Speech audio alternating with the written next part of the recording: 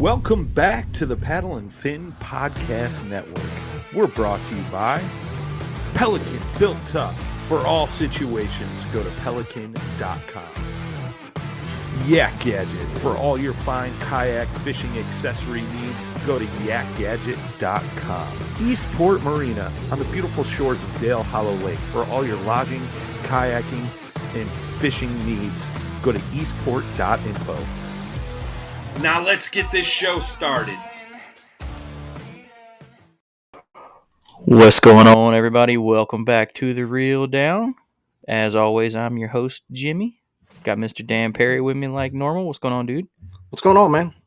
Not too much. Dude, your headphones are like throwing me for a loop. I've never seen you wear them. Yeah, they look so small on this giant head. I thought they looked pretty good. Yeah. I feel like mine look a little large. They're not too bad. Well, that's cool. I feel like it's like that's your setup now. You got your mic, got your background, got your headphones. Well, I've had the headphones. I just never use them. Never wear them.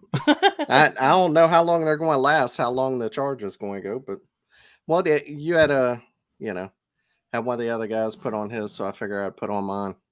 Yeah, it definitely. I don't know about like yours. Mine mic monitor, so I can hear myself in them, and that I feel like I don't yell as much because I can tell how loud I'm being.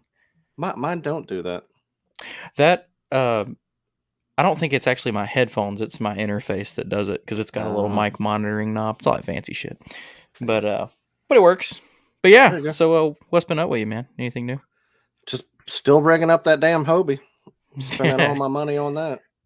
I feel you. I thought I had mine limited dialed in, and I had to pull my Garmin off and take it back because the transducer like stopped reading on the left side.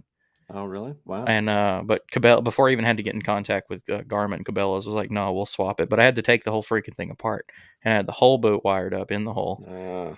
So I stripped that, got the new unit, was about to start putting it in, got a new motor set up, so I had to strip the rest of the wiring out of the boat.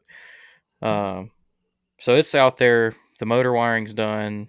I haven't even started on the graph, but I think I'm gonna do that tomorrow afternoon. But I feel you. I usually like rigging boats. I'm kind of sick of it. This is like the third time I've rigged that boat. I'm just over it. Yeah, I've done it so much in the last few years that I've went through so many boats that I kind of don't want to do it for a while. Do you have like a box of spare parts yet?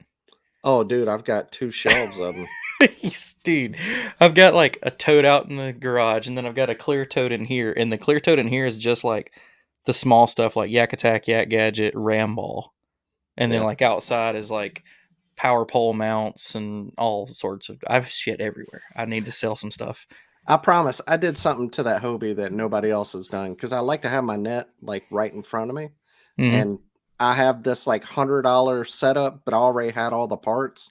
It's like the ram ball that goes into the sail hole, in a 1-inch ram ball for the sail hole. I did have to buy that, to a 1-inch ram mount arm, to another ball mount, and then to a roto grip.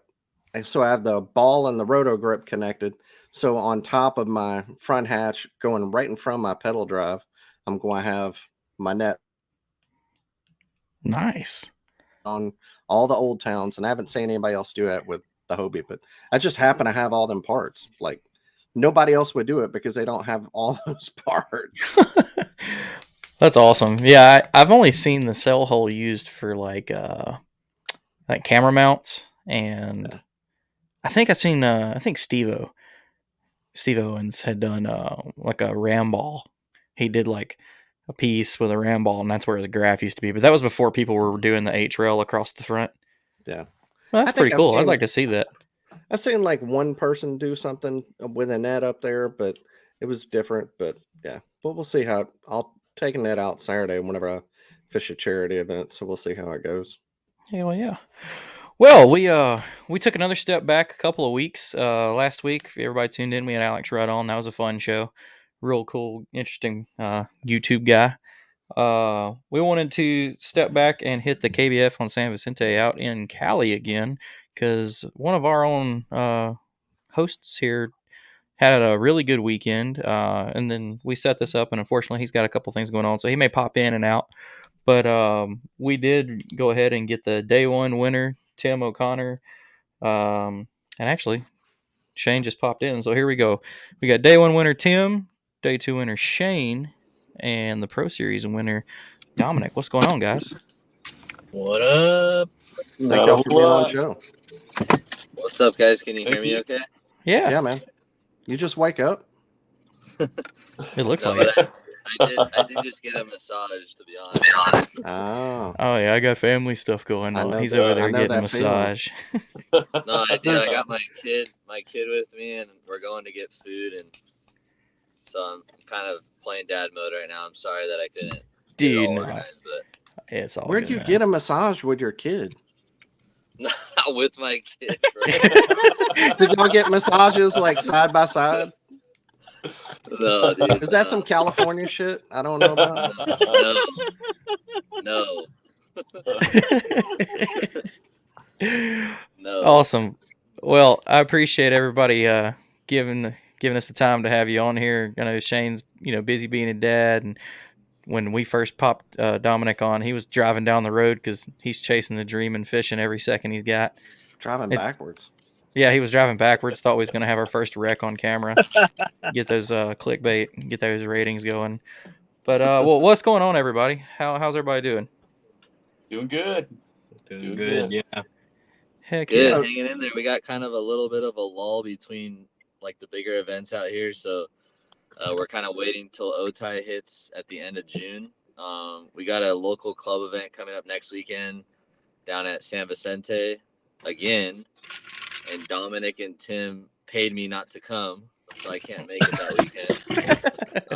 I'll let them take it, but no, that's pretty much that's kind of what we got going on down here in Socal for the next couple months. There's kind of a lull between big events, so. Isn't Otai spelled O-T-A-Y? Yeah.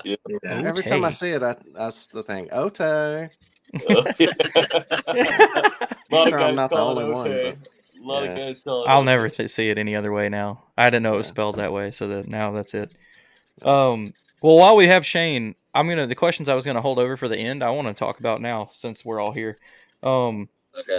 I want to know what your thoughts are as far as like the big trails and the lack of the big national events on the West Coast, because we've seen how kind of the West Coast, I don't want to say gets kicked to the curb, but there hasn't been much out there as far as the the big three.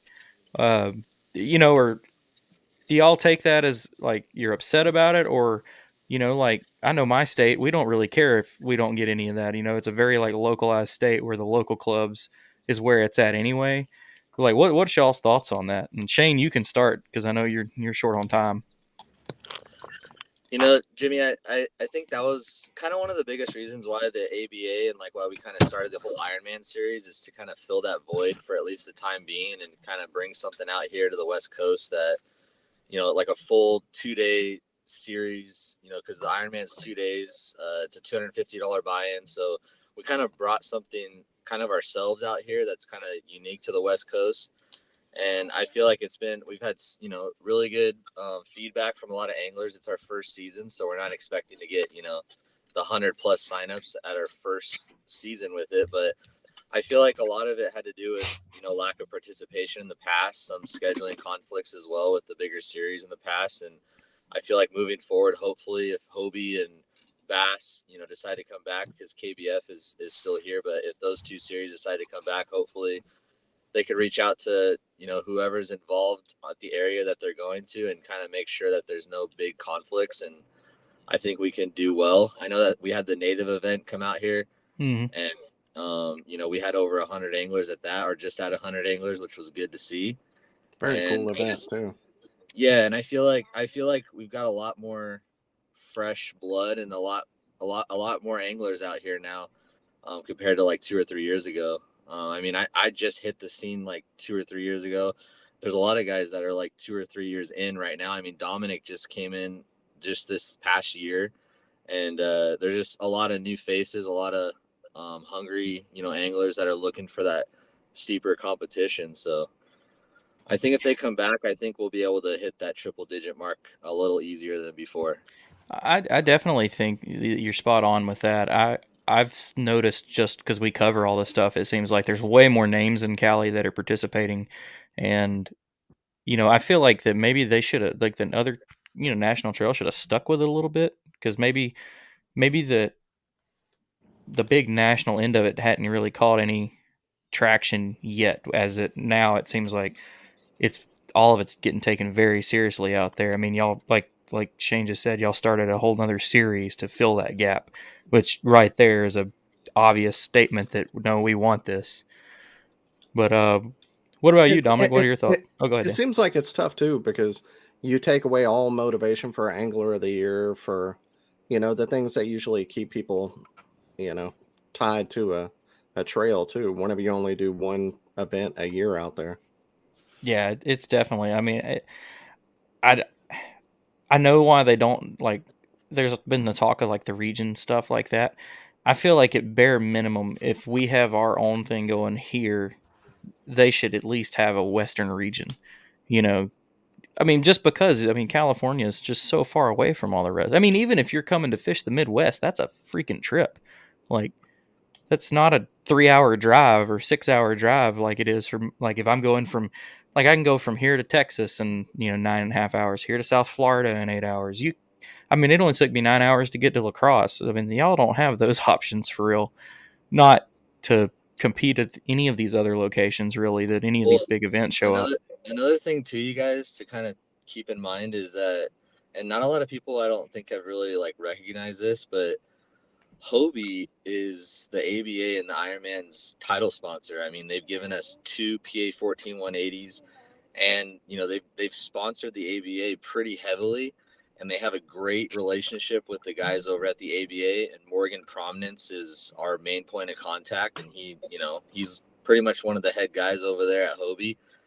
And so it shows that Hobie is maybe dabbling in the waters to kind of see how the ABA runs it out here, because I think, and this is one thing that I told Morgan and I told the guys at the ABA directly, our bodies of water out here don't really, how do I say this? Our bodies of water are going to be tough for us to pedal and paddle.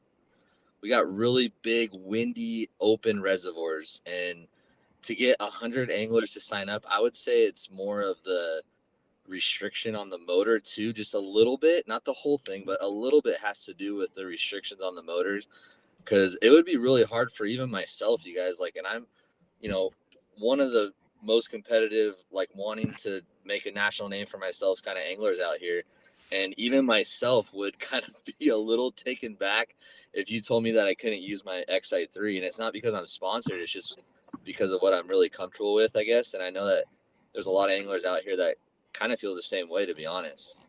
Well, and then y'all have a bunch of, I think it was when we covered the El Capitan. It's a single launch, isn't it? It's a single launch, yeah. And those guys were running, way, way up that lake to that northeastern side. And that's a stretch if you're just manpowering it. Because both of I think everybody we talked to from that was running a motor. I don't think anybody was manpowering that one. But I think if Hobie or Bass or even KBF for next year moving forward, because I know Chad just kind of talked a little bit about scaling back a little bit, I think you're going to start to see these national events go to the Delta, Clear Lake, Havasu, some bodies of water out here that are bucket list lakes for guys to travel to, A, and B, that, just bigger water. These single launch reservoirs that we just had at San Vicente and like Otay, like, sustainability wise, it's just really not feasible for these big national circuits to go to, Yeah. Don't go out to Meade. They got a bunch of dead bodies out there, apparently. The lake went down, and now they're finding where the mob put all the bodies. Seriously, yeah. Yeah, it's fantastic. They're going to find Hoffa. It's going to be hilarious. I don't know, Dom, did you get in a Hobie BOS? If they told you, obviously they would tell you can't use a motor, so would you paddle to compete? Probably not. I feel you. At the very minimum, I would probably pedal, but even that, I fished the national championship over at Kettle Lake, and I drove 25 hours, and I went there with the 120 PDL, and I'll probably never do that again. car topping. It's been a game changer having an XI3 motor. I can't see myself fishing without it, just because I can cover so much more water. And just to go back, I wish I had a Motor Guide XI3 back then during the championship 2021 NC, because I finished 37th place, and it was key to cover miles and miles and miles of cypress trees and main lake points, where I had to use all manpower to do that. And I'll probably never do that again, because all these guys have like stern mount, bow mount motors, and they have that competitive edge. I got to pretty much do everything that I can to be powered, or else, I'm going to drain all my energy by day 3. And that's what happened, is I burned out by day 3. I was even late for day 3 for the KBF NC. Yeah, I mean, that's how I roll. 120. You have a 120 with an XI3 on the front? No, now I have a bona fide SS127. I have Shane's old boat. He has my old boat. That's why he's doing so well. That's the only reason why he's doing so well. It's my old kayak, and it has a lot of good juice. So, but that's literally the only reason. No, I'm just kidding. Ever since I got it, I got 2 KBF state monthly challenges wins. I got a Pro Series win. I got a 2nd and 3rd Trail Series win, and a 2nd place Delta ABA. That kayak, man, I'm telling you, it's green for a reason. It's green for money. I like it. Well, what's your thoughts, Tim? What's your thoughts about all the big tourneys and lack of presence? Yeah, well, I love having them. They gave us quite a few out here this year, between Arizona, Roosevelt Lake, Southern California, and Northern California. They gave us plenty. I wish we'd get more bigger events, but it's really hard for these guys to throw these big events. Try to get 100 guys on a lake with a single launch lake. I understand that too, so it's not easy, but doesn't mean we can't try, So I'm for all the events, bring as many down here as you can. There's a lot of good sticks. So yeah. I have a Socal Kayak Angler tournament this Saturday. Well, we do, and we had to cap it at 70, right? Because we have a lot of reservoirs that we just permit, and we have a few lakes on our schedule that I couldn't picture bringing 100 guys out to, Right. So we capped it at 70. We had no problem hitting 70. So if they want to bring the big tournaments down here to Southern California, the guys are down here to fish them. It would be nice, it would be nice to not have to drive. But I mean, it's really good this year, but last couple of years, just to go fish like a single day trail at Clear Lake, it's a 10-hour drive, and a lot of us were doing it, but I'm all for the big events down here. The SoCal guys will show up. They'll make it happen. I definitely think if they tried again, I think it would maybe appease them a little more for whatever they were missing, when events have been there. So, and hopefully if Chad's talking about scaling back, I hope he doesn't take anything away from that, but I mean, he's talked about scaling back before. Like, how far do you really take that? Maybe he takes away 2 events. Yeah, no, he's just exactly. I mean, no. He's gonna still have like enough events out here for us to compete for AOI. Just having like 6, I think, or so in the Western region, and then you guys, everyone. It's not a secret. Everyone's seeing the numbers that Colorado's getting, that we got down here. Folsom got 20. I mean, that's just not. he just can't. Like, no one could. Yeah.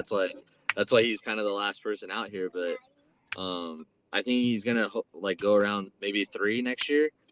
Again, this is all speculative, but 3, and then kind of pick the locations with some of the some of the guys, just trying to pick locations that are desirable for people to also come to from where you guys are from. Jimmy, I mean, come on, man. Let's see you out here, buddy. I know you I want to will fish. 100% come Clear out Lake there. in the Delta. You're damn right. I would I told my wife, like, we're not doing much traveling this year. Next year, if one of those big ones come out there, it just gives me a reason to come out there, dude. I mean, besides, like, the reason why we come out, let's just say, like for us, like when we come out to Caddo, for no other reason than to fish Caddo Lake, right? Like to fish Gunnersville, like to fish all these lakes that are desirable. How far it is or whatever, we just make it. You got to make it happen, and like, politics and everything aside, I mean, to come fish Clear Lake, I know it's got to be desirable for y'all, and same thing with the Delta. I mean, it's a bucket list lake, so it's just, for sure, plan it right and everything. But we'd love to have you guys out here, dude. Sure. It's gonna happen. I'm coming. I'm gonna bug you. I'm gonna bug Greg Blanchard too for these things, and the way that I've been trying to angle some of these things is to fly out there and borrow a kayak. Yeah, that's probably what I would do, is like fly my few rods out there and then try to hit up a new canoe dealer somewhere, one of our team members out there, and steal a boat. We do have the West Coast Championship, and that's in tandem with KBF Clear Lake. So, I mean, if you guys can get out here in August, the 20th, the 19th and the 20th, I believe KBF is the 20th and 21st. I mean, it's a hell of a lake. It's natural. It's big, multiple launches. Man, and it's a bucket list lake for people that haven't been able to fish it. And we could work it out, Shane. You can fly in the week before, fish my Bass Nation event here on Gunnersville, and then I'll fly out with you, and we'll go to Cali and we'll fish Clear Lake. So did you guys put a date on that? I know August. I've been playing with what weekend, trying to just fit that in, but I should have that in the next week or so. Yeah, because there's a chance it's just going to end up getting kind of overlapped with something, but I think it'll overlap. I love people that wouldn't be there talking about this. Dan's face just stone cold. Like, there's no way I'm coming out there. I wish I would love to, man. I've been to California. I love it out there. I would love to go. It's just, for me, it's vacation time. This year I fought for 20 days. I've used 12 and a half, and I got 7.5, and I'm going to use at least 6 on KFL. Well, that's the thing. We're pitching it to you like it's a bucket list, and you're like, dude, there's like 15 bucket list lakes right around. It's for real bucket list. I really would love to do it. It's just one. That's all we got out here. Actually, too, but you guys got everything. It's like, how many do we pass on the way there? No, I like reservoirs like that, like Berryessa, and I'm gonna put it on mute for just a second, really quick. Yeah, go ahead. What's the lake with the massive spots? Not Tim's Ford. That's Tennessee. Yeah. New Maloney's? No, there's another one. No. Wherever the tactical basking guys call it. Pardee. Is that what it is? Yeah. I think it's Pardee. Yeah. I'm pretty sure that's it. Because it's funny that all the Cali locals are like, when you say tactical bass, and they know exactly where you're talking about. Yeah. Out here, all their stuff is like secretive, but every time I talk to Cali, and now since they live in Tennessee, like, guys always talk about their videos, and they're like, I know right where that dude's sitting. He's just acting like it's something special. I actually knew I knew of Matt Allen back then when tactical bassing wasn't even a thing. He was just a fishing guide with and I known him through a kickboat club, Sonoma County Belly Boat Bass Club, and I used to fish Clear Lake 100 times a year back in 2007, and I mean it's incredible. I mean it's some of the best night fishing lake experience you can ever have. You can have 25-pound bags, 30-pound bags, no problem, just dragging a jig all day. Wow. You can throw a big wake bait and just kill them out there.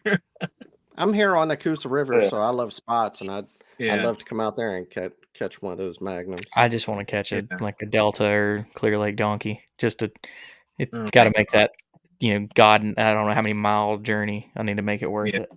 Oh yeah, there is that. Well, I've driven from Seattle down to here, so I've done it before. Wow. I can't imagine. I haven't spent I drove from here to La Crosse in one sitting. That wasn't that bad. Yeah. But that's the furthest. That was probably around a dozen hours after me stopping, and because I'm a sucker for truck stop food, and I'll see a cool barbecue joint and be like, shit, I gotta try that place. Hold up. I was really close to fishing Cattle Lake again one more time. After the national championship, I'm sold on that lake. That lake has a lot of giants. That's another one of my bucket list lakes, just because I love fishing cypress trees, and that's a giant cypress swamp, and it's just I've got to go. Oh my gosh. We're probably only 5 hours, and I've never been there either. Yeah. I don't know why. You guys just a black and blue chatterbait, 3/8 ounce, any trailer, and just work the right side of cypress trees, and man, and those duck blinds, there's some big ones in there, 23, 24-inch bass in there for sure. I need to get down there for sure. Oh. Yeah. Well, we're out here talking about everything but the event y'all kicked ass in, and I apologize because we are all over the other stuff. But so either one of y'all that want to, give it a little description, tell us about that reservoir. Tell us, lay of the land, kind of water, kind of cover, anything. Culverts. Yeah, well, it's one of our deepest reservoirs, especially down here in San Diego County. They actually raised the dam a few years back and raised the water 117 feet. It's a lot of brush. Oh man, yeah, you're fishing 50-foot trees and you're looking over your kayak and you can see the tops of them right in the water. Wow. You're 3 feet above them. A lot of brush, a lot of rock, and a lot of depth. You could be fishing 10 feet offshore and you could be sitting in 20 feet of water, move an extra 5-6 feet out. Next thing you know, you're in 35, 40 feet of water. It's a very deep, a lot of structure, a lot of brush, a lot of trees, a lot of rocks. So basically you're tying up all day too. If you want to really try to get in and get those fish, you're tying up all day. You're tying up a lot. Losing a bunch of baits. Yeah, there's a lot of open water, so you're actually going into these shrubs, to these trees, and to these rocks, to the cover, and you're going in and finding them. That's a very productive way to fish. But saying that, you lose a lot of fish. So it's one of those lakes that you go fish and the fishing's wide open and you bring 50% of your fish to the boat, you're doing pretty damn good. Yeah, and definitely.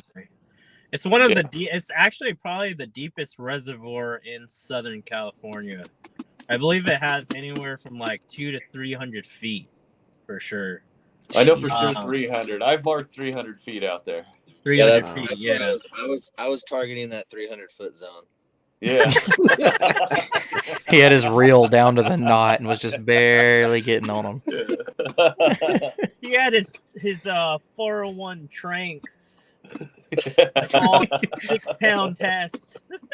He's the only kayak angler that's using electric deep sea reels. He's just got the winch button and clickers. He was lead coring. He was just stripping it, just 600 feet. I love it.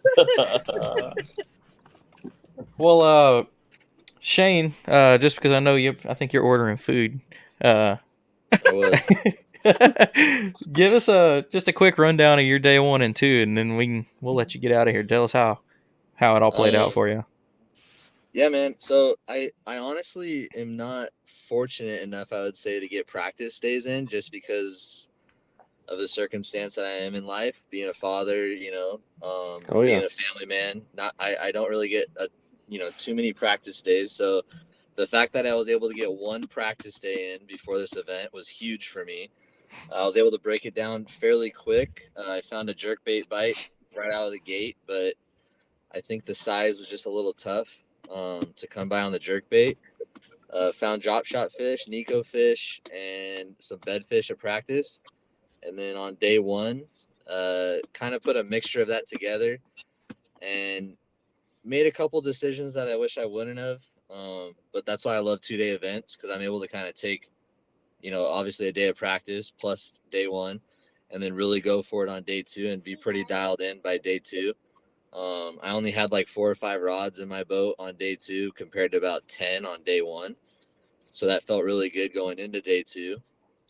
And on day two, I kind of stuck to a certain area that I caught bigger fish on day one and dissected it like crazy with my my active target on perspective mode, and was able to just pick it apart slowly. And I was able to catch 90, I think it was 91 1/4 inches on day two, and just had a phenomenal day. I mean, it was just one of those days that just everything works out. Fish really clean for the most part, except for one fish. I lost a really big fish about 30 minutes before lines out on day two. And I thought, man, that fish could have cost me pretty deep in the 2-day event, and ended up sticking like a 20.5 with literally like 3 minutes left. And, it was a great video too. Oh, thanks, man. Yeah, it was just one of those days where just like everything kind of worked out. I kept my head straight and, stayed positive and was able to use my drop shot and my Nico rig to the fullest, and 6-pound test, like they said. And it was just fun, dude. It was a good day. Solid. This is my second kind of big win out here, and second big win in general. And it's just interesting at the end of the day when you win, it's like you have no regret really. Like there's no like you're not wishing you did something or anything like that. Like it feels so good to get over that hump when it happens and kind of come into the ramp knowing that you did everything you could and you did well and you took home a win, and it just feels good, man. I love it. Oh man, I guarantee you, dude. I'm sure it's one of the most addictive feelings, as far as in our sport for sure. But real quick though, Dan mentioned the video. Where can everybody check out your footage and your recaps and stuff, man? Yeah, so I have a YouTube channel. It's Bass Thumbs Fishing on YouTube, and I wish I could pump out some more content, but right now I'm just kind of vlogging my tournaments. Mostly for like just memories, man. I love looking back, whether it's a 15th place finish or a first place finish. I love looking back on the weekend and seeing, some things I kind of learn a lot from watching myself. I know it's kind of weird, but I do. I learn things as I'm watching myself. So it's fun, man. I wish the whole vlog thing hadn't, because vlogs used to be like the thing before people really started taking YouTube and full video content real seriously. I vlog basically every time I do any kind of fishing trip. Beat it. But I can hear that noise. That's hilarious. But yeah, I vlog like before and after every trip, fun fishing, tournament fishing, or anything. And I do the same thing that Shane's talking about. It's like you go back, because I'll talk about the weather and talk about how the tournament went, just all that stuff. So it's some guys make fishing notes. Vlogging's kind of my notes. So I completely get that. Yeah. And like I know like we've had this, kind of, I don't know, like big elephant in the room on the West Coast, what's going to happen moving forward. And this is Paddle and Fin. You guys, I love you guys, and I think I'm gonna drop it because it's on Paddle and Fin. So everyone that listens to us normally is just gonna get a little bit right now. But I don't be surprised next year. And I'm not gonna say the series yet because I can't go there yet, but Hobie or Bass is coming to the West Coast next year. I'm gonna say that, okay? I'm gonna drop that little nugget right there. So Nuggy. We're gonna have a shot with one of those series. I'm not gonna say which series yet, but I have heard from a pretty reliable source that they're coming out here next year, at least once. So, like I said, it's gonna take a lot of us to kind of rally together and show up. And I know I just said this before, and I'm kind of contradicting myself, but we got to show up, and whether it's a motorized kayak or not, if we want these big series out here, we got to show up to them. So yeah, and I think even if we don't have a shot at AOI in bass or Hobie, I want to win the trophies. I want to win the blue trophy, and I want to win the Hobie trophy. So like, there's trophies to be won. That's what I tell a lot of guys that fish the KBF stuff too. Like, besides the whole AOI chases and all that stuff, the trophies and the hardware at all these national events are so awesome to have. Yeah. You know, like if I was hard nosed and I didn't sign up for KBF, I would have never won that Trail Series trophy, dude. And that's like a super awesome trophy to have in my garage right now. Like, yeah. I think the hardware says a lot, you know, compared to the points and all that stuff. So no, and that's for a lot of us, like, we like the competitive edge and we like the big tournaments and the chance to win a big check. But like for me, even if I was good enough to have a standing chance at top 5 or 10 at every one of these national events, I don't have the time for it. Like, there is nothing I could do to be able to care enough about AOI to run for it. I just don't have the time or ability to commit to that. And that's what I was going to say. If, we're getting this little nugget of info right now. So for anybody listening, like, maybe once that all comes out, maybe this is an event that some of us not West Coast people, like he's saying, it's destination lakes. Let's say it hits Clear Lake. Like, make that your one big travel event for the year. Everybody, like, let the East Coast go invade the West Coast for an event in Cali. That'd be cool. Like, yep. East versus West showdown. We'd get our ass kicked, but we'd try. I don't know. We got Russ. Russ he's a former Cali guy. I remember Russ. Russ is a hell of a stick. He was one of those fishing guys alongside Matt Allen too. Yeah. He's a stick. He's a stick over on the deltas, especially on those stripers as well. Yeah, he's a stick just about everywhere. And he's super humble, which it's awesome. It's just not expected. Most of those guys you would do. Who are you guys talking about? Russ Knight. Russ Knighters. Who's that? All right, Shane. I'm just kidding. No, I got a quick thing about that, because when Bassmaster came out a couple years ago or 3 years ago on their first series, and we all saw Russ sign up, we're like, man, Russ is gonna be rusty out here. He ain't gonna know Clear Lake like he used to. We're gonna, the West Coast boys are gonna lay the smack down on old Russ. And man, oh man, did he prove us wrong. I thought it was crazy that he came back out there and triple digits. Yeah. He just wanted to let y'all know he's still there. He's definitely still here. Russ, I love you, bro. Mad respect. I traded him for a couple of chatterbaits, so I got the juice now. Russ's homemade chatterbaits. Yeah. One of my favorite bed fishing baits is a bait that he gave me to give him the old smack in the chin, man. I remember when he handed it to me, I was like, there is no way that this is what I should be using. He's like, I promise. And he's right. When they get stubborn, that's what I toss. But all right, Tim. Well, day one winner. Tell us about your event, man. Day 1, 2, the whole deal. Hey, Dan, really quick, Jimmy, I'm gonna hop out of here. See you, man. Sorry, guys. All right. No, man, we appreciate you hopping on, dude. Love you guys. Yep. See you guys. See you later, Shane. Yeah, well, day 1 for me went pretty good. I'd say so. What's that? I said I'd say so. You won. Yeah, I was able to go out the day before and kind of scout and mess around and see what was going on out there. I heard the water. I hadn't fished it in a while, although I live fairly close. I heard the water drop, so I wanted to go out there and see it. I saw a few things on my fish finder. I saw some fired up fish. I didn't really drop down on anything. I didn't want to disturb. I pretty much had my pattern. I just had to go scout it and check it out. And it held. I saw a lot of fired up fish early, and in one spot, actually, and that was obviously my starting spot.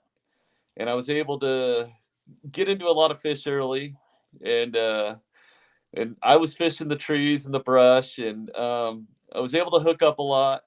Brought 3 or 4 fish to the boat quick, and started off with a lot of confidence, and was able to go to a secondary after the sun came out and my spot got all blown out and the bait left, and I was able to go to my secondary spots, and those prevailed.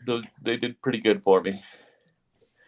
And do you mostly want a drop shot, right? If you're going down to trees. Yeah, straight vertical. Yeah, I was fishing those vertical. Do you have a go-to drop shot bait? I do. It's a Mind sharing? 7-inch. What's that? Mind sharing? 7-inch Robo. A 7-inch Robo. Okay. I have a particular color that I mentioned it on another show a couple nights ago, and all my buddies and everybody's giving me a hard time for it. But you can just send it to me in the comments later. It's cool. Yeah. So I think everybody already knows. But yeah.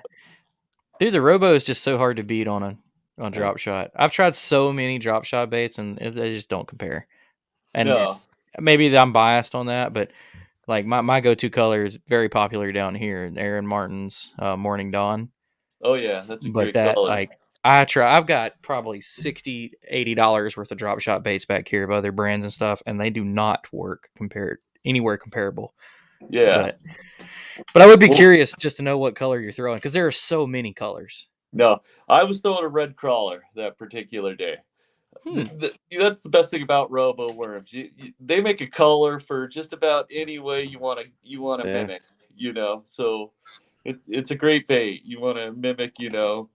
You're fishing late in the evening. You want to go with darker baits. They make plenty of them. You want to match a crawdad, or you want to match this or that. They have like 60 something different colors, right? In the 7-inch, you can always find something to match. What they're eating, what they're feeding, and to really match how you're going to work it. I usually use a 6-inch. Why do you go 7? Just looking for a bigger bite? I tend to get bigger fish,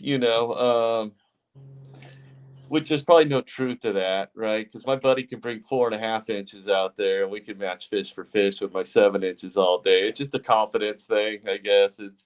I really do think maybe in the course of a day, you might get 2 or 3 strikes that might be a little bit bigger, that might be a little more enticing to the bigger fish. Use big baits, use bigger baits, and slow them down. Can get you a bigger fish at times. So our lesson here, gentlemen, and for all gentlemen that are listening, is whether it's 4 inches or 7 inches, they both do the same job. Yes. Take it how you want to. Yeah. Exactly. Yeah. They get you to where you want to be. That's right. It doesn't matter. And I'm a 4.5-inch type guy. I love this. I don't throw 7. I'm going to be completely honest with you. I don't throw 7. On a good day, I'll throw maybe a 5 or 6 inch. I throw a 6 or like the KVD, the Strike King Dream Shot. That's kind of the 2 I use, and that's probably only 4.5. So 4 and 6 inches are kind of my 2 go-tos too. The only thing, when I used to try a lot of the like sizes and colors and stuff, the only thing I could ever figure out between the 4.5 and the 6.5, I always seem to do better on the 6.5 in the winter. Like compared, like in the summer I could use both, but in the winter the 6.5 just seemed to work better than the 4.5. Yeah. Don't know if there's any truth to that at all, but for me that's what I saw. I think sometimes another thing with the 7-inch worm too is like when you're fishing like the dog days of summer and you're on Clear Lake, and you're really not fishing somewhere, you got the drop shot or something going. You can always just take it and bite 2 inches off of it, throw it on the hook, and drop it down. Just to make it more, because sometimes, that smaller, especially in the dog days of summer where the fish are lethargic, definitely give yourself a chance with the smaller worms. But for the most part of the year, I always go big and then I'll work down. I never start small and work up. So that's where the 7-inch comes from. Here's just because we're on it and I love throwing the drop shot. Here's a quick one. Have you ever thrown the wacky shot at all? Do you ever do that? Uh-huh. That's something I've recently learned that's definitely like fun to throw. I don't know why I'd never tried it. Wacky shots with thin Cincos. Yeah, they're with the smaller, thinner Cincos. I've done it with a robo worm. Oh, okay. Just like where the thick spot is, like a third of the way down. I wacky it right there, and it's worked. I was kind of blown away. It was just, I had one get torn up and was like, man, why not? I've heard people talk about doing this, and they work. And I was like, oh, well, I had to keep that in mind.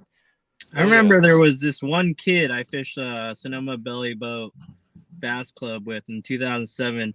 We would always fish Clear Lake, at least have 2 or 3 events there, and he would drop shot everything. A brush hog, a creature bait, a Senko, you name it. Everything you could think of, anything plastic, he would drop shot, and he would work, and he would catch big fish on it. Flukes, drop shot a freaking like 8-inch mag draft or something like that. Guys, wacky rig. Power there shot, you go. Yeah. Wacky rig, big 9-inch bait. Just. Oh man. Well, here I'll go over the numbers. I mean, Tim, you won day one. You still had a great day too. So Tim, you had 88 and a quarter day one. Dominic, day one, you had 88. So you got him by a quarter inch. Of an inch. Yeah, and then day two, it swapped. Tim, Shane got first. Dominic, you had third with 86. Tim, you were in fourth with 85 and a half. And then, so for the Pro Series, Dominic, you won with 174. Tim, you had 173 and a quarter. Got you by a quarter inch. And then, yeah. And then Shane, he another quarter down at 172 and a half with third. So, yeah, I mean, y'all both had great days, you know. So, yeah. Oh, yeah. Some more of the same on day two? Yeah, it was more of the same. Like I said, I found a spot the first day, and of course I headed straight there the second day. It wasn't really a cove. It was kind of this little crevice in the rocks that had this drop off in between these two trees. And I went out there the second day hoping it was going to hold. So, and there was there was nobody home. There was nothing there. So I had to go to I had a good secondary bite fishing around 20 feet of water. So I just stuck to that and just tried to just hammer it that way, and I stuck to it. I knew I was going to catch fish, and if the 88 inches held the next day, I knew, man, if I can just siphon fish, just get them to the boat, I thought maybe because this bite was pretty good, I thought I'd catch enough fish that at the end of the day that I would almost be able to match my inch total, from the day before. In the back of my mind, I thought, don't change nothing. Don't do anything stupid. Don't, it's right there in front of you. You found it. Now just go out there and just try to beat these guys to death with it. And that was my plan the second day. And what kind of kayak are you in? I'm in a Hobie PA12. Nice. With the 180 XI, or 360? 360. Okay, with the XI. All right. Yeah, with the XI. I just got live scope, getting it installed here. Wow, big money. I was gonna say, I'm wondering how he's getting so detailed. Don't do it, yeah. Tim. How's he getting all detailed? And there's a crevice, and these rocks, and there's trees here. That's how he's doing it. He's using all this fanciness and live scope, and he's like, "That's how I."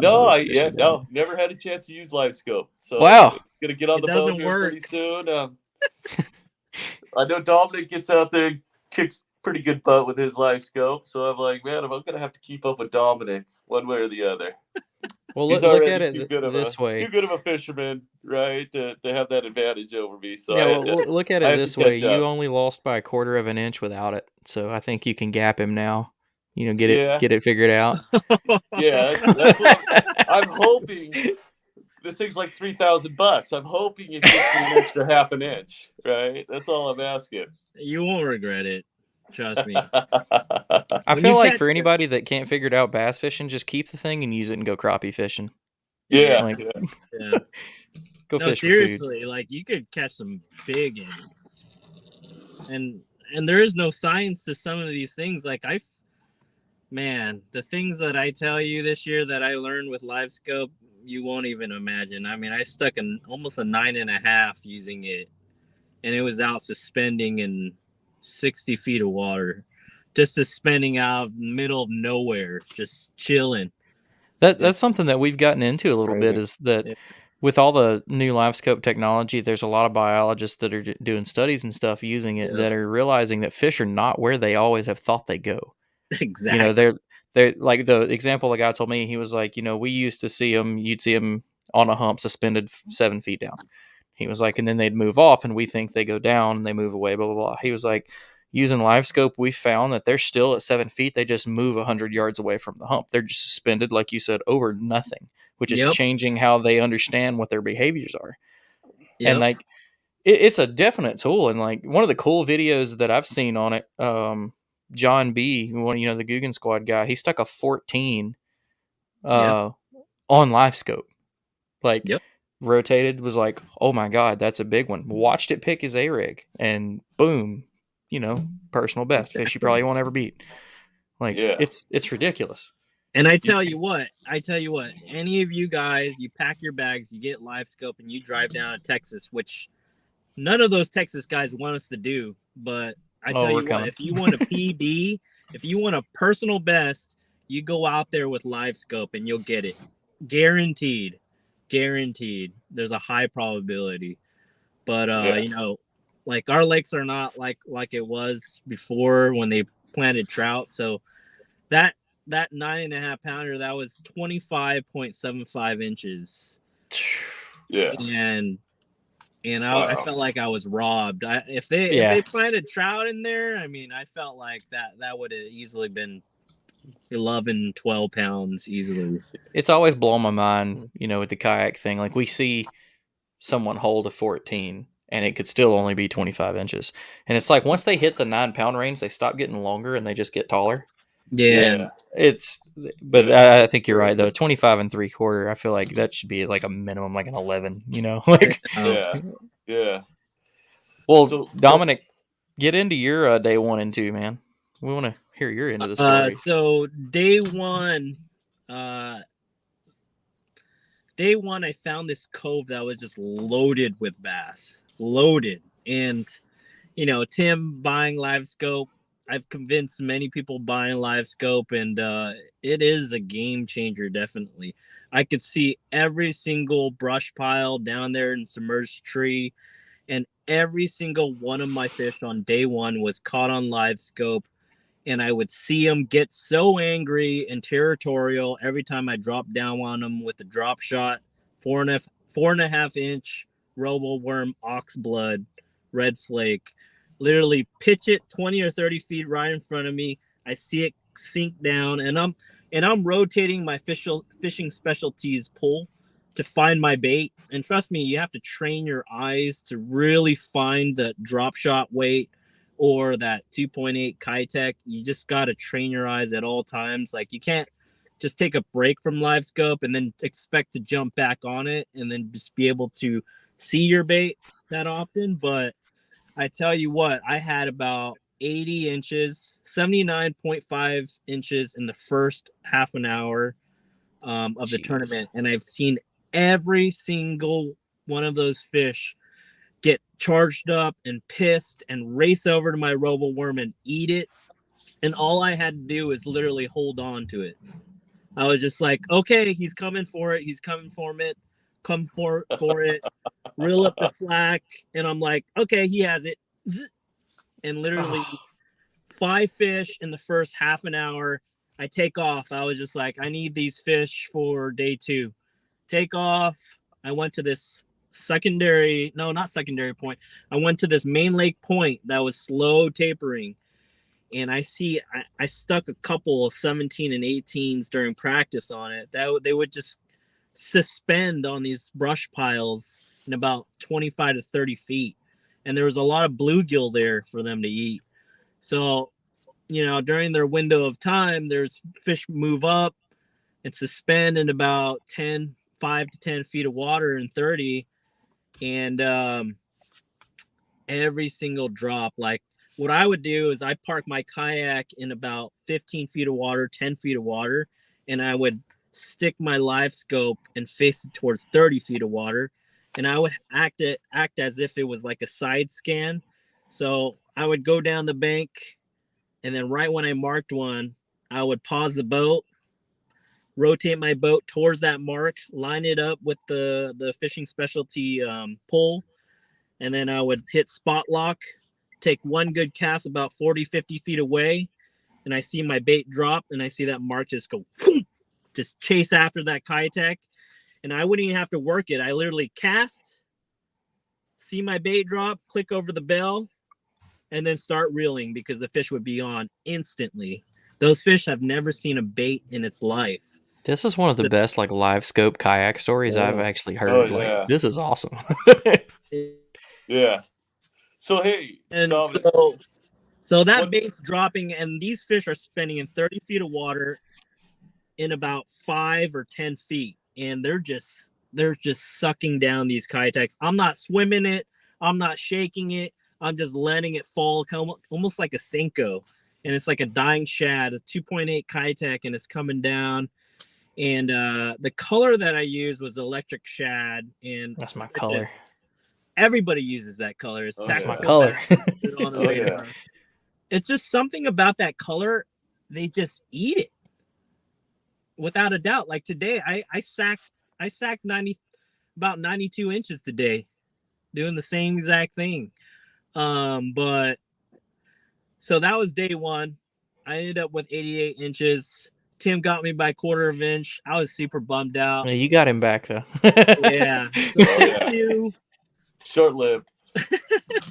Day 2, I went to the same deal, but you know what? I abandoned the drop shot. They didn't want to eat the drop shot. I think I wore them down with it. So I picked up my Kayak, and once again, like about 50 feet off the bank, I see a fish suspending about 3 feet of water, less than 5 feet of water, and I cast my Kayak there, and then I get an 18-inch right off the bat. And at that point, I was just like, okay, I'm doing this all day long. And then I went to my second point, that slow tapering point, Main Lake Point, and I was doing the same exact thing. I broke off a couple. I lost my tantrum. I fell in the water. Oh. Your what? Yeah. He fell in. I fell in. I broke off like easily an 18 or 19 incher that would have definitely helped my bag out. And then it snapped off because we have some quagga mussels over here. And then I lost my tantrum. I lost my balance while I was standing up in my Kayak, and I tripped over my seat and fell in. Nice. Was this like mid tantrum? Yeah, that's a for real. Oh, for real man. Yeah. Yeah. Really got that just mad. makes that tantrum worse, dude. I like it. Yeah. So the PFD, like, I was wearing an auto PFD, and it was squishing my face the whole entire time, and I only had 3 fish. You know, I could have like made it. You come into the ramp all puffed up. Yeah, exactly. Sorry, I had 2 fish to go. I had 3 fish in the well, and I only needed 2 more. So I hunkered down. I had this PFD all on my face, and I have a short neck already. So having that blown up PFD kind of made my neck look non-existent pretty much. So I was just continuing to work that pattern, you know, and suspended bass and just throwing that Kayak, and I managed to catch every single one of those bass I was suspending in my secondary point, and then secondary spot. And then I went back to the cove because there was no bass boats back there. There was one following me the whole time, which was pretty annoying, but you know, that's a given. Anywhere you go, there's going to be someone following you. But I finally found I was able to work the back end of the cove. There was always a boat sitting in the back of it, and that frustrated me. But you know, at that ditch, I still caught all my fish, but I really wanted to check out what was going on in the back. Well, there was huge chunk rock in the back there, and it made this sort of ledge that just would drop to like, I believe from 10 feet all the way down to 30. And there was bass hanging out right at the bottom of the ledge. So I just took my Kayak and let that thing fall right at the bottom of that ledge. And then that's how I culled, I think, a 16.25 for a 16.5. And that's how I beat Tim the last 45 minutes with 1/4 inch. Yeah. That's awesome, though. Like, F that ledge, man. F that ledge. Yeah. That's awesome. You know, but Tim is hell of a stick. When I was looking at the leaderboard, I was looking for, like, what do I need to cull because we were tied up till the very last 40 minutes. We were tied up, and I knew he had me beat because he had 2 19-inch bass that beat my big fish. Yeah. So I was like, oh my gosh, this is gonna come down to the end. You know what? I'm just gonna fish my butt off, and if Tim beats me once again, I'm just gonna, he's a good guy and he's hell of a stick. I don't mind him winning at all. I'll take another top 3. The whole entire time, I thought Tim cold one out because I believe he had like a 15-inch in his bag, and I was just like, oh, there's no way I could win this. Tim got it. Yeah. I found fish. I found 14.5, so. Yeah. Couldn't pull up. Yeah. Dominic, have you ever been told your voice sounds just like Chris Zaldain's? He does, doesn't he? Y'all have the same voice. Me? Whose voice? No, Dominic. No, Dominic. Oh, yeah. Oh, Chris Zaldain? Yeah, you sound just like Zaldain. Zaldain was, I actually grew up in a similar town that he lives in. He used to work in the Silicon Valley area, in the Bay Area, and I went to high school around that area, so. That's crazy. Yeah. Just the same, because we're from the South, so the same intonation, and it's the same. So. Yeah. No, I was thinking that earlier. It's funny that you said something. I was like, this dude really does sound like Zaldain. Like, well, hopefully I can go against that guy someday. I hope so, man. That would be awesome. He's one of those I'd like to see in a kayak. Yeah. I'd like to. I just like all these really good anglers in the boat world right now. I just like to. I'd like them all to give it a shot one time, just so we get a little more respect that way. Yeah. I want to see easy. I want to see Dustin Connell in a kayak. I'm trying. So, I've messaged him a few times. He's given me some really good information on Logan Martin Lake because he's the Coosa River King, and we've messaged quite a few times. And every time I end it, I'm like, "Hey, if you get a free weekend, you can leave the cameras at home, all the GoPro crap. You ain't got to tell nobody. I'm not looking for any kind of promotion." But I'm going to bring a couple of kayaks, and I want to see what you can do with it. And you're going to bring Jacob Wheeler with you. And he always just kind of ha. But I'm like, I'm going to bug him enough till one of these days I'm going to get one of the two of them or both of them to commit to it. That would be awesome. I want to see. It sucked. I went to college. Whenever I went back to college a few years ago, and I had to fish against him and Jordan and Matt. And I mean, our school was usually ranked higher than theirs, but yeah. Look who's making all that real money on the bass. Well, I say real money on the bass world. Yeah. Was it tough? Was he always in the top 3? Yeah, but all 3 of those they were always good. Yeah. The Lee brothers have always been dangerous, no matter what. And you're seeing more and more of these guys. Like the guy that just won, Jesse Wiggins. He's another Alabama hammer. Just won an MLF event, and he's still a terror for the locals. Like he just got back in town and he fished a Tuesday nighter and beat the piss out of everybody on a Monday nighter. I'm sorry. Like some of these guys just don't get enough of it on the pro side. They still like Dustin Connell does the same thing. He still fishes locals. Yeah. I used to live in Clanton, the town he lives in, and I see him in Academy here up in Hoover sometimes. Yeah. I mean, I was going to skip this club tournament that Tim wanted me to join last minute. So I was just like, man, I feel kind of bad. I just won the pro series off the same lake. Tim won the first trail off of that lake. And now he's inviting me back to the same exact lake, San Vicente. Because he needs to he needs to like revamp himself. He needs to get a quarter-inch back. He's trying to make a part 3. Yeah. There's unfinished business. Unfinished business out there. Oh yeah. I love it. We'll have to follow up. We'll have to follow up next week with I'm gonna look it up. How y'all did this weekend? Yeah. Sure. Well, you can find our battle on my YouTube channel. Yeah, you have a great YouTube channel too, man. Huh? Yeah, I'm a subscriber. Whenever he said we were having you on, I didn't even realize who you were. I'm a subscriber to your channel. Hey, thanks, bud. I appreciate it. Daniel Perry Fishing. Right. You guys both have a YouTube channel, or? I don't even use mine. I'm a terrible on the social media lately. I'm up to 153 subscribers, so I'm really. He's a big deal. Dude, I'm working my way up. Yeah, it'll be It all 154. starts with 153. 154 after this. Yeah. Yeah, 155. I'll find you. Yeah, you got 155. Yeah. Viral. 156 because I don't know if I even follow you, Bubba.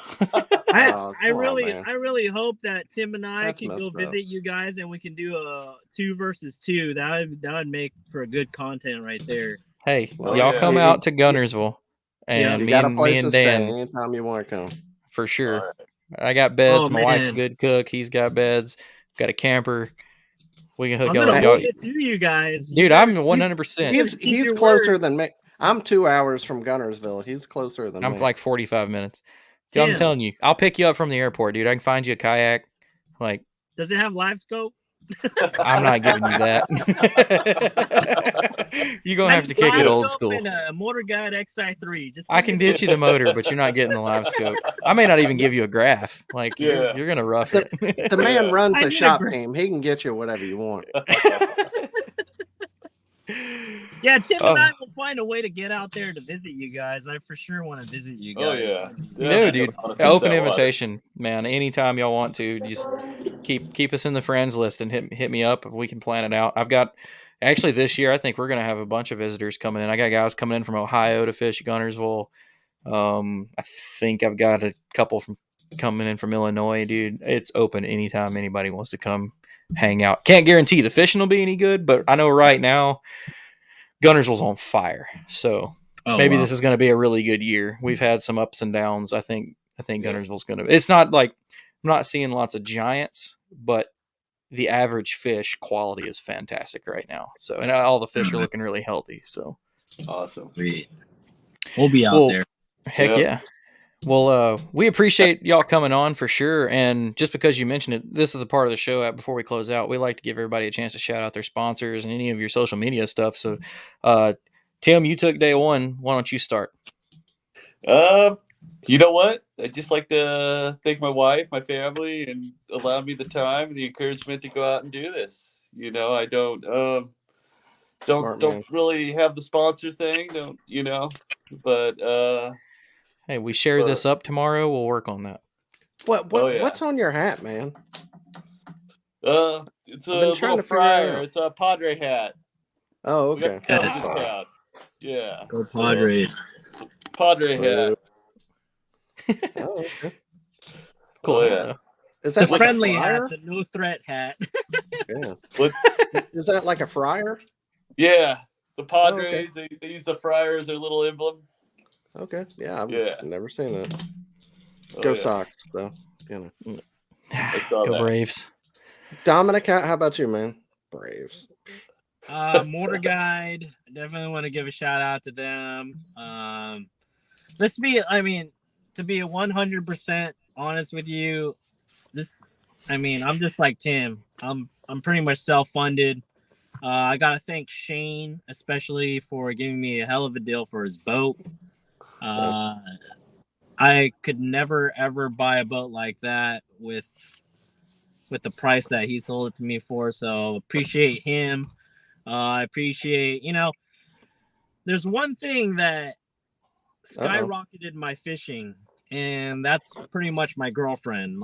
And sooner or later I'm gonna have to propose to her, but she hold out as long as you can. She is the reason why I got back into fishing, and there's no other way to put it. She sends good vibes to me all the time, and she allows me to fish and have this, selfish hobby of mine, and she just gives me more positive vibes in my life. You know what I mean? So the best anglers always have the best support system. So, yeah. I believe that. Yeah, I have a great support system, and I still suck, so I don't know what truth there is to that. That's my greatest sponsor is my girlfriend. Awesome. Yeah. Oh, yeah. Well, shout out your YouTube and any of your other socials. Oh, yeah. So my YouTube channel is Double Digit Angler. You can find me on YouTube. I deliver tournament content as well as, any knowledge that I learn on the water, as well as entertainment, like 1 versus 1 content or 2 versus 2 and etc. And then my IG is double_digit_angler. You can find me on there, and Facebook, you can find me under my full name. Yep. Awesome.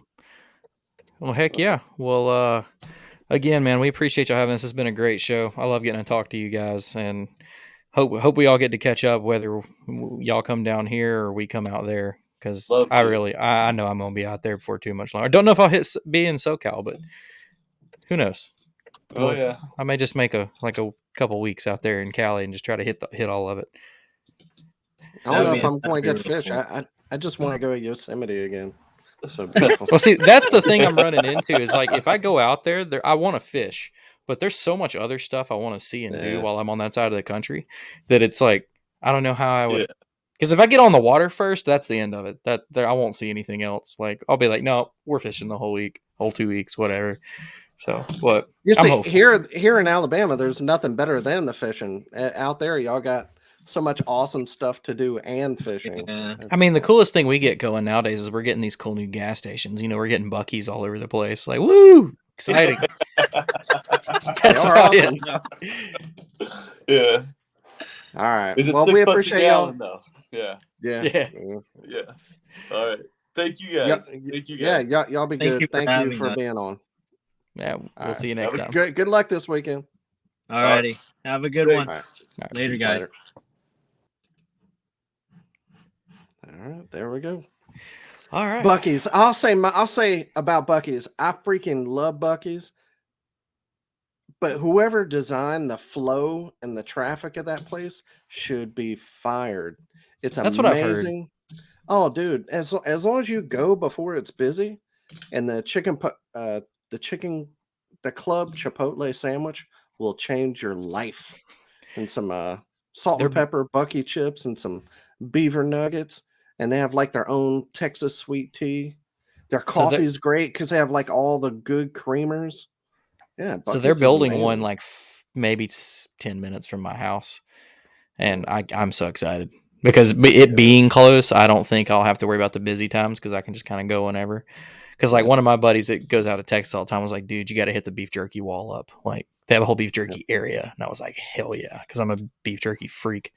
Not as much. I started making my own. So I had some and it molded really quick. It didn't stay in the dehydrator too long enough. Had too much moisture in it. I've had that problem. Yeah. But Buc-ee's is great as long as you go early or late, I guess. All right. So, well, we're hitting that part of the show real quick. We don't have too many. We're going to go over some tournament results from last week. So we're going to start it off real quick. Iowa Kayak Anglers were on Lost Grove Lake. 31 anglers. First place, Joe Bailey, 74 1/4. Second place, Austin Rands, 73 1/2. Third place, Levi Thompson with 73. Next up, the Bluegrass Kayak Anglers were on Lake Cumberland. 56 anglers. First place was Jeffrey Stewart with 91 3/4. Second place was Jay Wallen with 87 3/4. And third place was Tyler Fry with 86 1/2. And welcome back, Bluegrass, because they were a club for a long time and then they went away. And now a couple of guys there, Jay and Kyler and some other guys, put it back together. So congrats to them for bringing a trail back. That's awesome. Heck yeah. Next up, that Slay Nation New York event on Cayuga Lake. 50 anglers. First place, Josh Brewer with 97 3/4. Second place, Nick Audi with 97 1/4. Third place, Bruce Rotenberg with 93 3/4. Next up, the Kayak Anglers of Northeast Ohio are on the Portage Lakes. 39 anglers. First place, Adam Coleman with 58 1/4, 3 fish limit.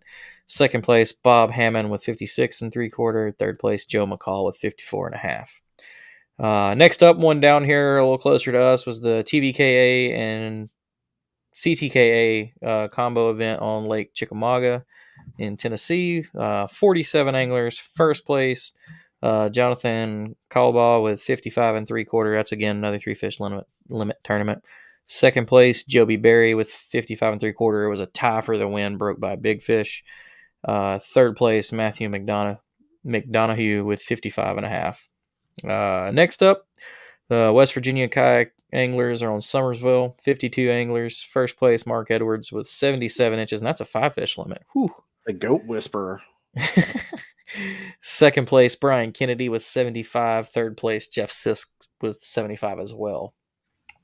Next up, Southern Illinois Kayak Club, San Chris Lake, 32 anglers. First place, Austin Weed Hunter, maybe 89.5. Second place, Darren Hempker with 87.25. Third place, Dustin Siegel with 85.5. And then last on the list, Central States Kayak Series on Lake Wanahu, Nebraska. Wahoo! Yeah, that's what I'm going with because it says Wahoo, Nebraska. Wahoo! 43 anglers, 5 fish limit. First place, Chung Pham with 82.75. Second place, Timothy Parker with 82.25. And third place, Chris Lucas with 76.25. And a note was there were 43 anglers and only 57 fish caught. So another tough one. But that's about it. Usually, like surprisingly good too, right? I feel it's still cold there. Yeah. Well, it's like the climate's just all wacky all over the country, man. Like it's just getting good in some areas. We're post spawned out in areas that normally are just now getting good. It's kind of crazy. Yeah. But that's it for us this week, folks. We appreciate everybody tuning in. Be sure to give our guys a follow. Everybody that joined us tonight, give us a follow. Give Paddle and Fin some love. Make sure you're keeping up with your fantasy stuff. Give your wife some love. Give your husband some love. Hell, I don't know what else. And my mouse just died right before I could do this, so we're switching mics real quick. Here, hold on. I got it. You got it? There we go. Sorry. Peace, everybody. We'll see you next week. See y'all. Thanks for tuning in to another killer episode here on Paddle and Fin. Be sure to drop a 5-star rating, a thumbs up, or smash that subscribe button on any platform you're listening in on. Be sure to check us out on Waypoint TV, waypointtv.com. Make sure you sign up for the Fantasy Kayak Fishing League at paddleandfin.com/fantasy.